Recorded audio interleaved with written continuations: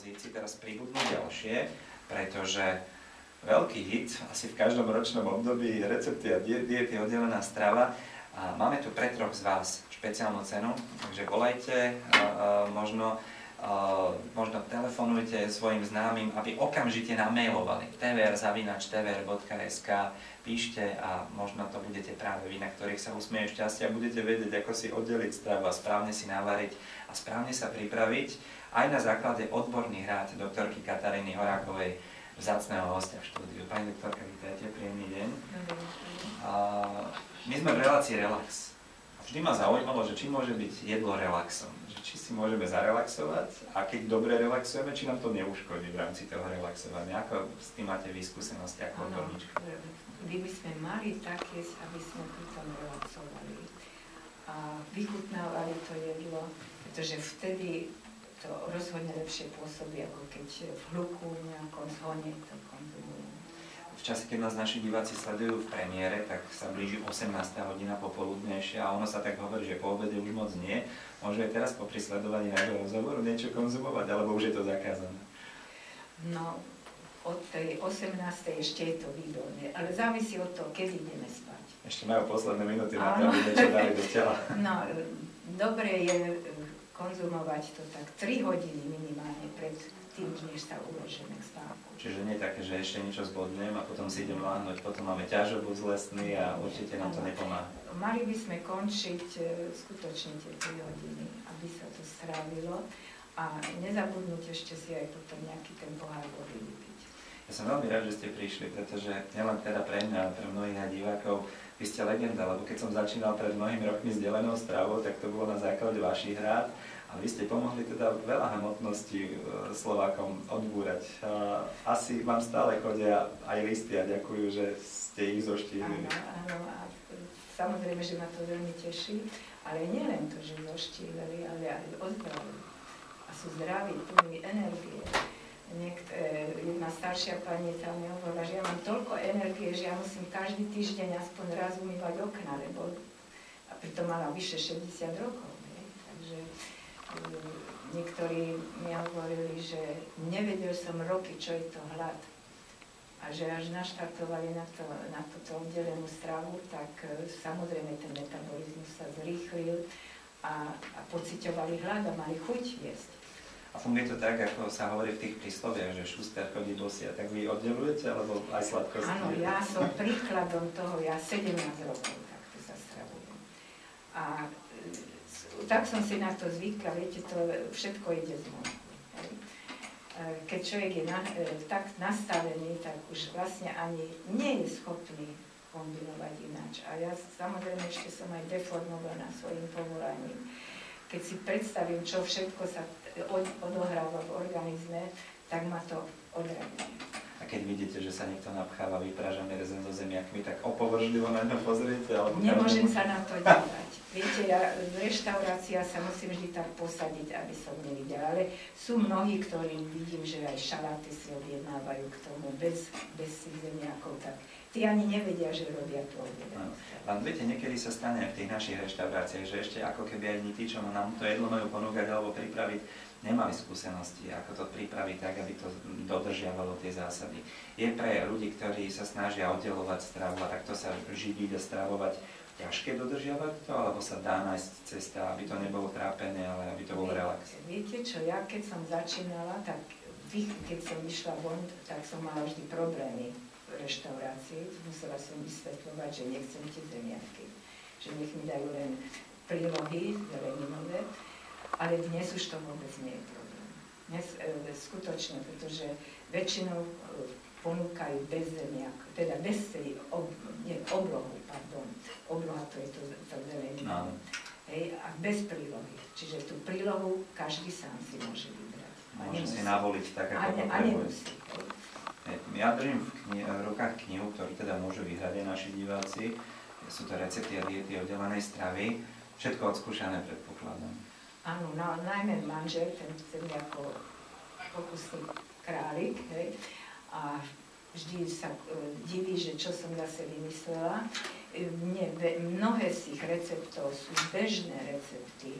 To ma čitateľky prosili, že aby som napísala, teda pripravila také recepty, ktoré sa u nás dajú robiť bez problémov. Takže bežné recepty len aplikované na to, aby zásady zdravého varenia boli a zásady oddelenej stravy. A je tu taká zaujímavá kapitolka, kde sa máme pripraviť na jeseň, na zimu, teraz sme v tom jesennom období. Je iný aj spôsob stravovania na jeseň? Áno, kniha, teda ten leitmotív v tej knihe je, ako sa stravovať v jednotlivých ročných obdobiach. A skutočne na jeseň a potom pripraviť sa na zimu treba a aj zmeniť stravu od veľké rozdiely medzi v lete. V lete človek ani netúži potom nejaké tie ťažké jedlá. Tam viac tie tekutiny nám tekutiny, áno, a také ľahšie a surové. A na jeseň je dobré už trošku obdobie toho, čo rastie. Tekvice sú vynikajúce, tekvicové jedlá, baklažány a pomaličky už možno aj viac mesa jesť. Dokonca vegetariáni, ktorí nejedia mäso a v tomto období sa, keď túžia potom, tak to telo potrebuje a môžu teda si dať nejakú tú porciu mäsa a zvýšiť príjem aj tukov sa môže.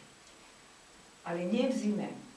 V zime potom tým, že nastáva to chladné obdobie, tak telo si zvyká a začne si sa obalovať. No my sa musíme zohrieť, ten vákuš si musíme vytvoriť. Áno, to je úplne bežné, to je úplne fyziologické, že v priebehu zimy človek také 2-3 kg priberie.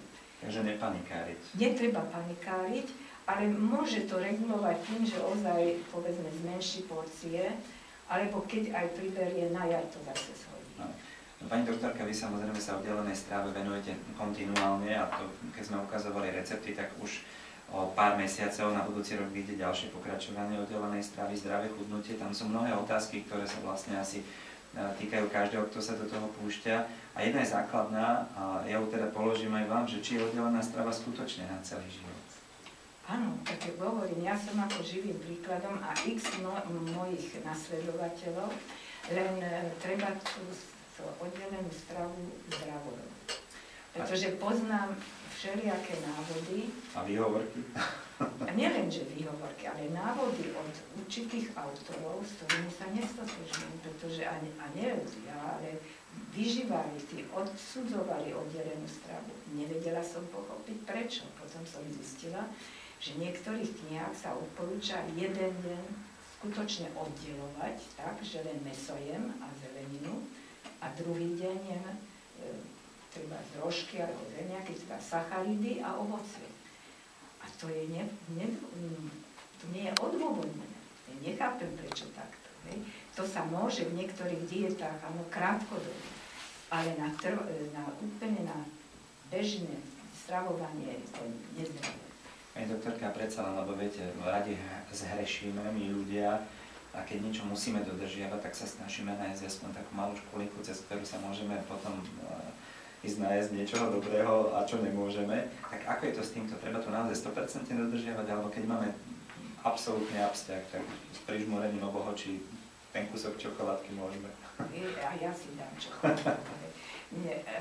Tak by som povedala, že prísne treba vtedy, keď ozaj chcem schudnúť a keď chcem ozdravieť. Teda ak som chorý a chcem vyzdravieť, chcem si očistiť telo, veľmi propagujem k tomu, nestačí len tá oddelená strava, ale aj detoxikovať, tým to rýchlejšie ide, to telo.